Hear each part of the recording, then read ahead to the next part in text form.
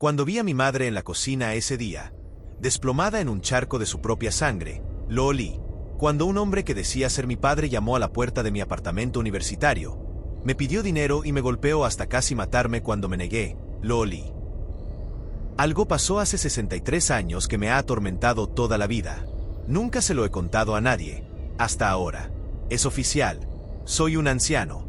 Durante los últimos 2 años, me he consolado diciendo que tengo pocos y pico, pero las matemáticas son simples e implacables. Hoy cumplo 75 años. Y Dios mío, cómo vuelan los años. No estoy aquí para que me den buenos deseos. No es un hito que me entusiasme.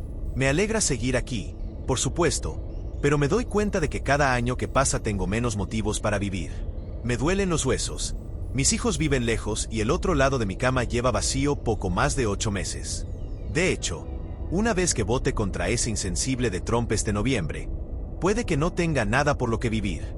Así que ahórreme sus feliz cumpleaños y sus felicitaciones. Por favor, estoy aquí porque tengo una historia para contarles. Una que nunca antes les había contado.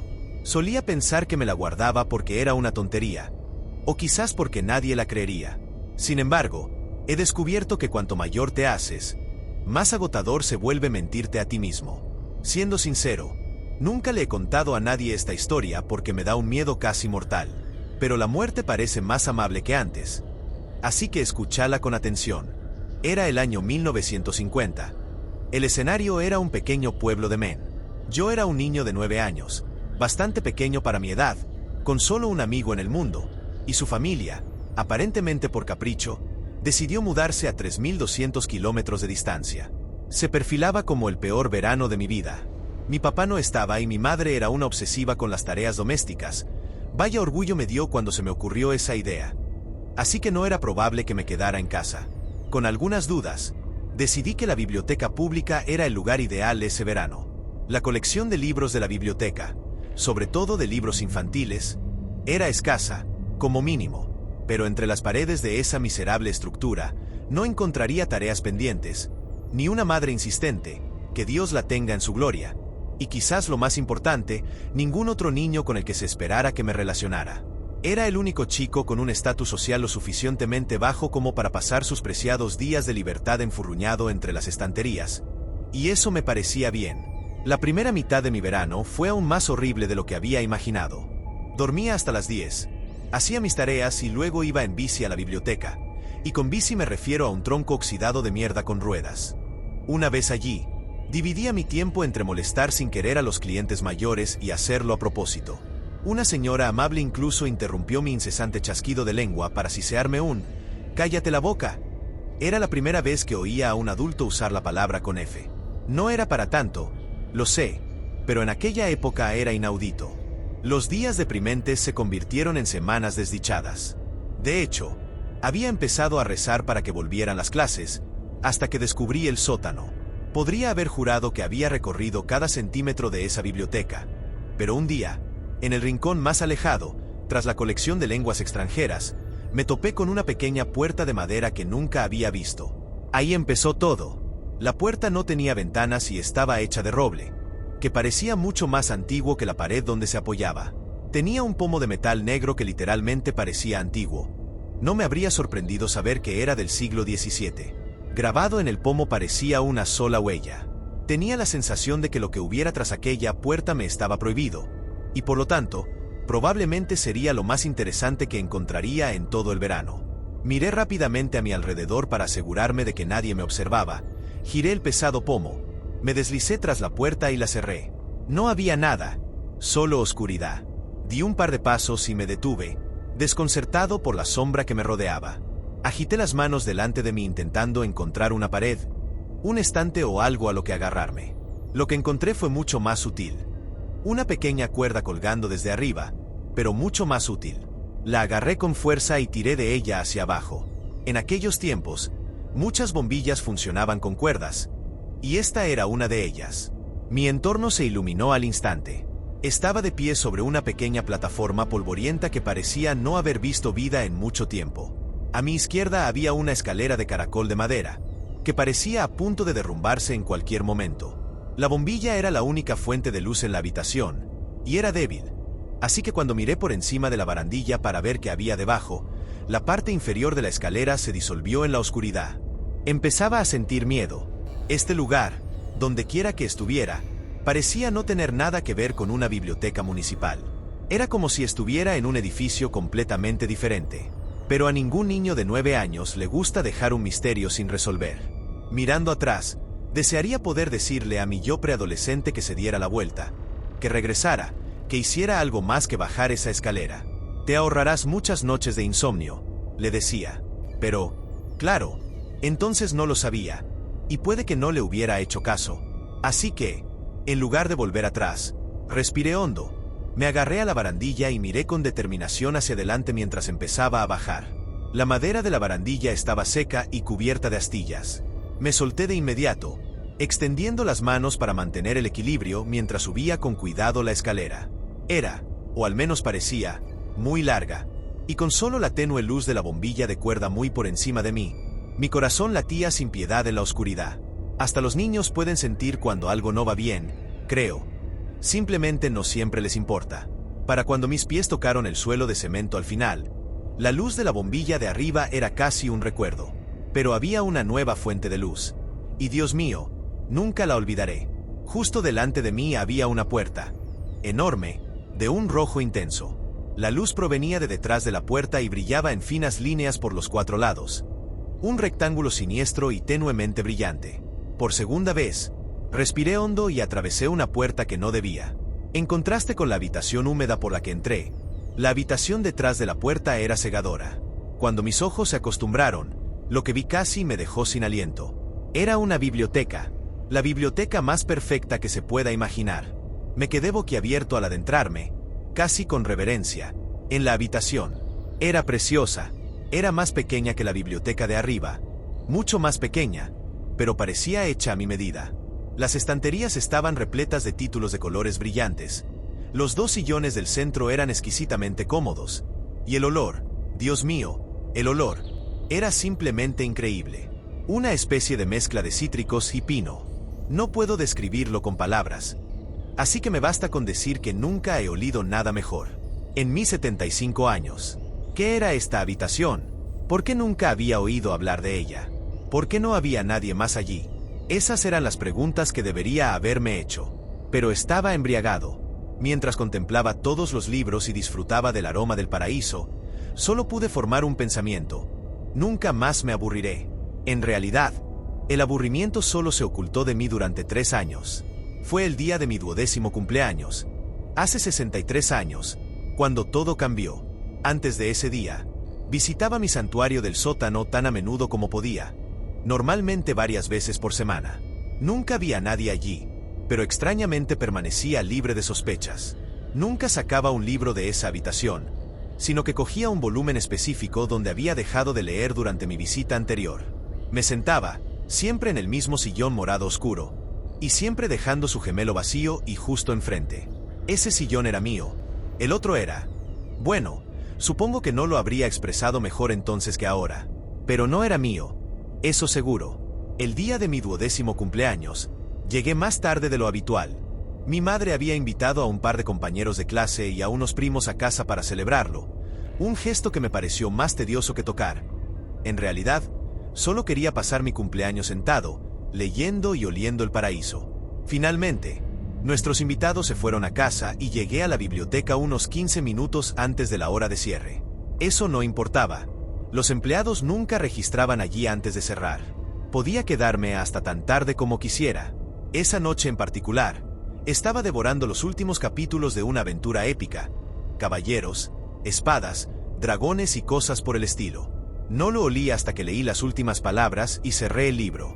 El aroma, antes exquisito, de aquella habitación se había vuelto agrio. Me quedé sentado un momento, inquieto. Objetivamente, pude reconocer que el olor era el mismo de antes. Esa mezcla de cítricos y pino. Simplemente lo percibí de otra manera. Y ya no me gustaba. Era la versión nasal de una ilusión óptica. Ya sabes, esa que parece una joven mirando hacia atrás, pero de repente ves que en realidad es una anciana mirándote. No puedes dejar de verlo. Y yo no podía dejar de olerlo. El hechizo se había roto. El olor también parecía, por primera vez, provenir de un lugar específico.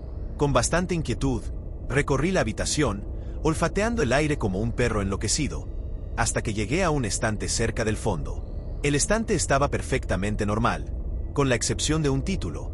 Una gran cubierta de cuero de color granate descolorido, con una llamativa huella negra en la parte superior del lomo. Este era el origen del olor. Abrí la portada y vi una frase garabateada con precisión en tinta roja sangre sobre la primera página.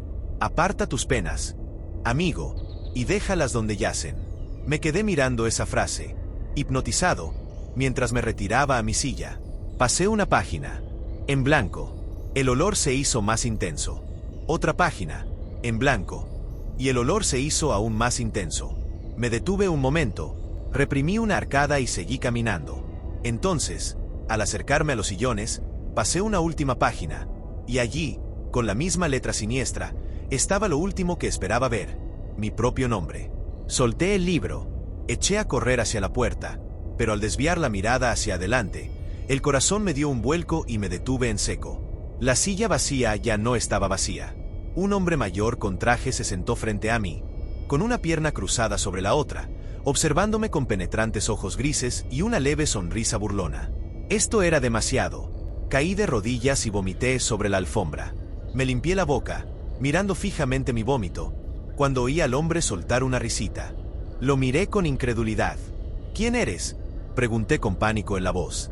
El hombre se puso de pie de un salto, me agarró suavemente de los hombros y me ayudó a sentarme. Volvió a sentarse en la suya. Me temo que empezamos mal, dijo, mirando el montón de vómitos en la alfombra. El olor. Cuesta acostumbrarse. ¿Quién eres?, repetí. Esta noche, conocerás dificultades como nunca antes las has conocido, dijo. Vengo como amigo, ofreciéndote refugio de esta y de todas las demás tormentas que se avecinan. Lo único que deseaba era irme en ese momento, pero permanecí sentado. Le pregunté de qué hablaba. Tu madre ha muerto, hijo mío, por su propia mano, en su cocina. La escena es espantosa, debo admitirlo, dijo con tono triste, pero ¿había un brillo juguetón en sus ojos? Seguro que quieres evitar este camino. Puedo mostrarte uno más seguro. Se me heló la sangre ante los horrores de los que hablaba este hombre, pero no le creí. ¿Qué quieres de mí?, pregunté, intentando parecer más valiente de lo que sentía. Se rió, un grito ronco y viejo que pareció estremecerlo hasta los huesos. Solo tu amistad, querido, dijo. Luego, al percibir que su respuesta me parecía inadecuada, se explayó. Quiero que me acompañes en este viaje. Mi trabajo es noble y serás un excelente aprendiz. Y quizás, cuando termine, suspiró con cansancio, pasándose los dedos huesudos por su ralo cabello blanco. Quizás entonces, mi trabajo pueda ser tuyo. Me puse de pie, arrastrando los pies hacia la puerta, sin apartar la mirada de él. ¿Estás loco?, le dije. Mi madre no ha muerto. No lo está. Míralo tú mismo, si es necesario, dijo, señalando la puerta. Le lancé una mirada de desprecio y salí corriendo hacia la salida. Al cerrar la mano en el pomo, pronunció mi nombre en voz baja. A mi pesar, me di la vuelta. Tu camino no será fácil, amigo. Si alguna vez te resulta demasiado, y me refiero a alguna vez, dijo, haciendo una pausa para recorrer la habitación con la mano. Ya sabes dónde encontrarme. Cerré la puerta de golpe y subí las escaleras decrépitas de 2 en 2. Salí de la biblioteca, me subí a la bici y me fui a casa a toda prisa. La puerta principal estaba abierta de par en par. Me bajé, dejando la bici tirada en el suelo, y me acerqué a la casa con cautela. El anciano estaba mintiendo. Debía de estarlo. Aún así, las lágrimas empezaron a arderme en los ojos. Con el corazón latiéndome con fuerza, entré y llamé a mi madre. No oí respuesta, así que me dirigí a la cocina. A día de hoy, no sé por qué lo hizo. He vivido en ese pueblito de toda mi vida, aunque casi nunca he entrado en la biblioteca pública. Una vez, a finales de mis 20 y tantos, me armé de valor para entrar. La vida era buena en aquel entonces, y mi miedo había empezado a transformarse en curiosidad ociosa. Donde antes estaba la puerta de mi santuario en el sótano, solo había una pared lisa.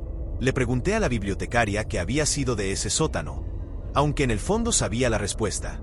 No había ningún sótano, dijo. Nunca había habido un sótano.